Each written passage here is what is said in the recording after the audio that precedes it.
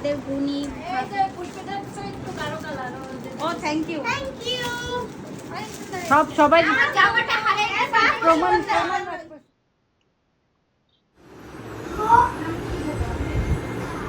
করে খাবারের দিকে।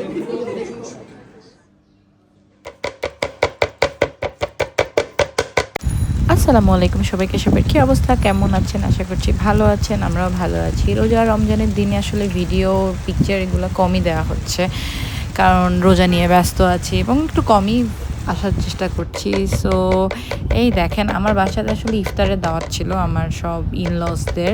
সো সেটার জন্যই হচ্ছে আমি কিমা করে নিচ্ছিলাম, একটু চপ করব, এই জন্য মুরগির মাংস নিয়ে নিলাম। এখন এটা হচ্ছে আমি জাস্ট একটা চাকু দিয়ে জাস্ট একটু কিমার মতো করে নিয়েছিলাম। সো আর সাথে হচ্ছে টুনা ছিল, ক্যান ছিল, কিন্তু আমার কাছে মনে হচ্ছিলো যে টুনার ক্যান অনেকগুলো আছে। সো পরে দেখলাম যে না, মাত্র 3টাই আছে। সো এই জন্য আমি এবার অ্যাড করলাম হচ্ছে মুরগিটা। যেহেতু কালকে আমার বাসায় হচ্ছে 30 থেকে 35 জনের একটা ইফতারের আয়োজন, সো এই জন্য আমি আগে থেকেই চপটা বানিয়ে রাখছিলাম। সো চপের জন্য ভেজিটেবল দিলাম, এই দেখতেই পাচ্ছেন, এবং এর সাথে হচ্ছে টুনা ফিশটাও আছে আর মুরগিটাও আছে। এখানে কিছু সবজি আছে, তার মধ্যে গাজর আছে, মটরশুঁটি আছে, তারপর হচ্ছে বরবটি আছে, আর আমি আলুটা আলাদাভাবে সেদ্ধ করে রেখেছি আগেই। সো এই আলুটার সাথে একসাথে মিক্স করে দিলাম। এই চপটা আমার মানে সব মাশফিকের কাজিন, আপু, এরপর সেতু, মানে সবার অনেক পছন্দ হয়, এবং ওরা আমাকে বলে রাখছিল যে ভাবি, আমরা জানি একটু বেশি বেশি পাই, তুমি একটু বেশি বেশি বানাও। সো আগের দিনই বানিয়ে রাখা ডান, এই দেখছেন। কারণ আমি যদি সেই দিনই করতে যেতাম, কারণ আরও অনেক কিছু রান্নাবান্না ছিল, সো পারতাম না, এই জন্য আমি আগের দিন এটা সব কিছু করে রাখলাম। সো যেই দিন আমার বাসায় মেহমান আসবে, এটা হচ্ছে সকালবেলা, আর আমি আজকে খাসির মাংস দিয়ে তেই রান্না করব। সো এই জন্য ফার্স্টেই অনেকগুলো পেঁয়াজ নিয়ে নিয়েছি, পেঁয়াজটা হচ্ছে আমি ভেজে নিচ্ছিলাম, কারণ সকাল সকালেই সব কিছু শুরু করে দিয়েছিলাম, কারণ অনেক আয়োজন ছিল। সো এবং একই টাইমে সবার খাবার দিতে হবে, সো এই জন্য আগে আগে করাটাই ভালো। সো এই দেখেন, আমার খাসির মাংসটা দেখতে কি সুন্দর হয়েছিল, কি ইয়ামি হয়েছিল। সো আমি জাস্ট এই টাইমে না ভুনছিলাম, মানে আমি কোনো পানি দিই নেই, ওর গা থেকেই, মানে খাসির মাংস থেকে যে পানিটা বের হয়েছে ওটাতেই আসলে মাংসটা হচ্ছিল, এবং এই সাথে সাথে আমি যা যা দেয়ার সব কিছু দিয়ে দিয়েছি। এত মজা হয়েছিল, মানে আমি না, সবাই বলেছিল যে হ্যাঁ অনেক মজা হয়েছে। আর সবথেকে মজার বিষয় হচ্ছে আমি ফার্স্ট টাইম হচ্ছে খাসির মাংস দিয়ে তেহেরি রান্না করেছি। এর আগে আমি কখনোই তেহেরি রান্না করিনি, মানে খাসির মাংস আর গরুর মাংস কোনো কিছু দিয়েই আসলে তেহেরি রান্না করা হয়নি। সো এটা ফার্স্ট টাইম ছিল, এবং আলহামদুলিল্লাহ ইফতারের জন্য ছিল। সো আল্লাহ সব কিছুই সুন্দরভাবে করে দিয়েছিল, আলহামদুলিল্লাহ। সো এইখানে আমি আলাদাভাবে চালটাকে ভেজে নিচ্ছি, বিকজ আমি চালের মধ্যে এরপরে আমি হচ্ছে দিয়ে দেবো, মাংসটার মধ্যে দিয়ে দেবো। আর যেহেতু বেশি ছিল, এই জন্য আমি 2টা পাত্রে রান্না করেছিলাম, কারণ একটাই আমি রান্না করতে পারতাম না, এবং আমার কাছে এত বড় পাতিলও ছিল না। মানে আমার এরপরে হচ্ছে 5 থেকে 6 কেজির একটা বড় পাতিল কিনতে হবে। সো আমি এই জন্য 2টার দিকে রান্না করতে হলো। আর এই দিকে আমি বুট বসিয়ে দিয়েছি, কারণ বুট তো মাস্ট ইফতারে। আর এই পাশে হচ্ছে আমি সব কিছু নামিয়ে নিচ্ছিলাম, কিসে সব কিছু দিব, যেহেতু 30 থেকে 35 জন মানুষের খাবার দাবার এবং ইফতার। সো একই টাইমে সব কিছু লাগবে। সো এই জন্য আমি জগ, মগ, তারপর প্লেট সব কিছু নামিয়ে নিচ্ছিলাম, যে কারণ হচ্ছে সব কিছু আগে থেকে নামিয়ে না রাখলে এগুলা পরে একটা ঝামেলা হয়ে যায়। তো এক এক করে আমি সব কিছু নামিয়ে রাখছিলাম, যাতে পরে আমার কোনো ঝামেলা না পড়ে। আর এই দিকে আমার এক স্লটের তেহেরি ডান।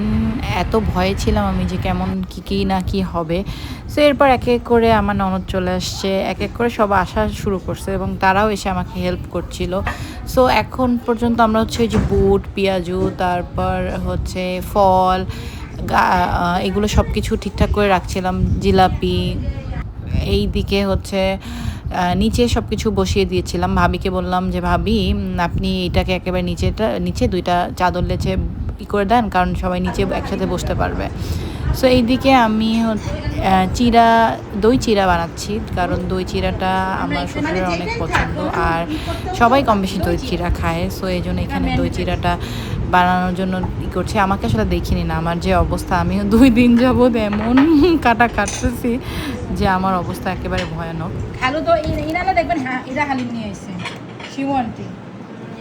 এখানে দই দিয়ে দিয়েছি, এরপরে হচ্ছে কলা দিব, মানে দইয়ের সাথে কলাটা আমার অনেক পছন্দ, ফেভারিট। সো দই চিরা এবং সাথে যদি থাকে কলা তাহলে আর মানে কি থাকে, কি লাগে।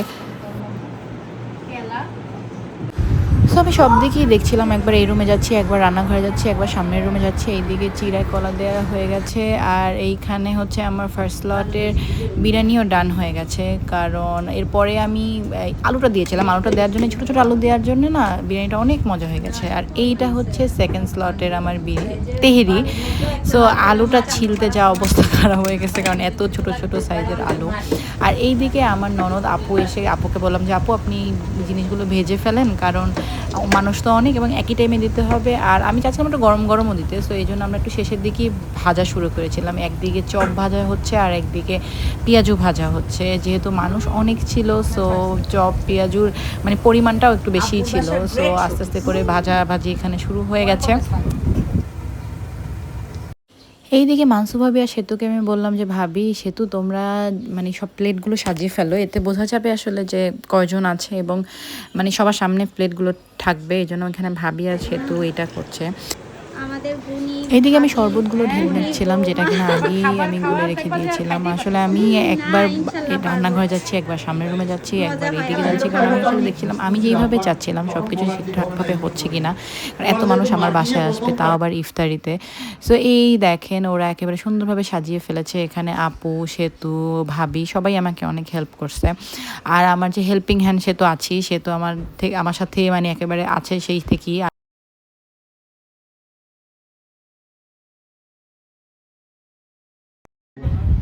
সো সব কিছু আনা ডান, বিরিয়ানিও নিয়ে আসছি, কারণ পরে দিলে না কেন জানি খাওয়া হয় না। সো ওইটাও নিয়ে আসছি। আর এই টাইমে মেবি 5 মিনিট আর বাকি ছিল। সো আমিও ওদের সাথে বসে গিয়েছিলাম, যে এই উপরে হচ্ছে মুরব্বিদের বসিয়ে দিয়েছি, আমার দাদি শাশুড়ি, চাচি শাশুড়ি, খালা শাশুড়ি, এদের সবাইকে বসিয়ে দিয়েছি, বাবা, তারপর খালু শ্বশুর, এদের সবাইকে উপরে বসিয়ে দিয়েছি। এবং আমরা পিচ্চিরা যারা কিনা একটু মুরব্বি কম, তারা নিচে বসে গিয়েছি।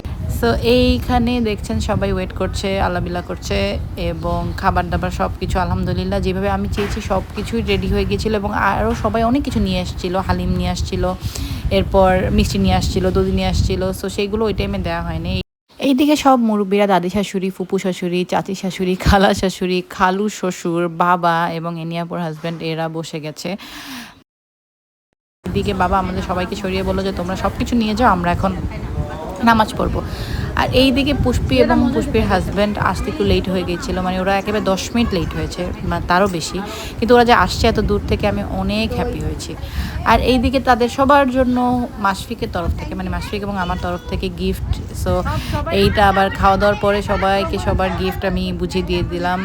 সেতুকে, পুষ্পিকে, তারপর মানসু ভাবিকে, আপুকে, বুসুকে।